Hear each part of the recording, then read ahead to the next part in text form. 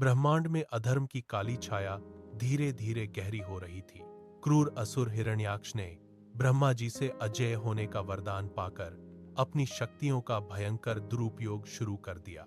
उसने न केवल स्वर्ग पर भीषण आक्रमण किया, बल्कि देवताओं को उनके निवास स्थान से खदेड़कर बेघर कर दिया।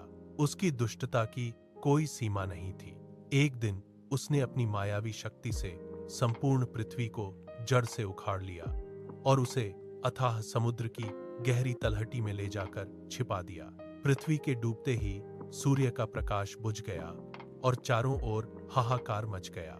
समस्त देवता भयभीत होकर क्षीर सागर के तट पर भगवान विष्णु की शरण में पहुंचे। उन्होंने कांपते हाथों से प्रार्थना की और प्रभु से इस संकट को दूर करने की गुहार लगाई। उनकी करुण पुकार सुनकर क्षण भर में भगवान विष्णु की नासिका से एक नन्हा सा वराह प्रकट हुआ। देखते ही देखते वह नन्हा जीव एक विशाल काय और तेजस्वी वराह के रूप में परिवर्तित हो गया। उसकी भयंकर गर्जना से पाताल लोक की दीवारें थर्रा उठी। देवताओं के मन में आशा की नई किरण जाग उठी, क्योंकि साक्षात नारायण ने अवतार ले लिया था। भगवान वराह बिना रुके सीधे प्रलयंकारी समुद्र की ओर बढ़े। उन्होंने जल की प्रचंड लहरों को चीरते हुए उस गहरे अंधकार में प्रवेश किया जहां पृथ्वी कैद थी। वहां हिरण्याक्ष को पृथ्वी के पास खड़ा देख भगवान वराह क्रोध से गरजे।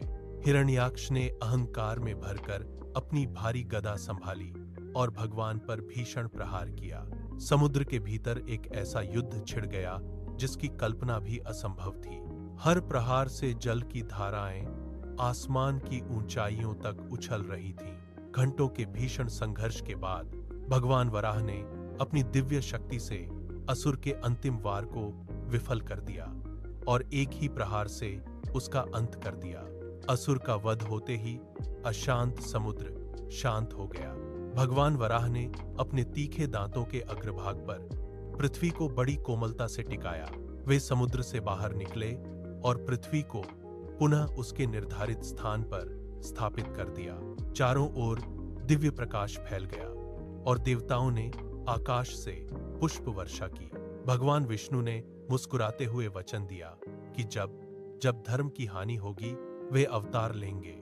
सृष्टि में पुनः जीवन का संचार हुआ और सत्य की विजय हुई।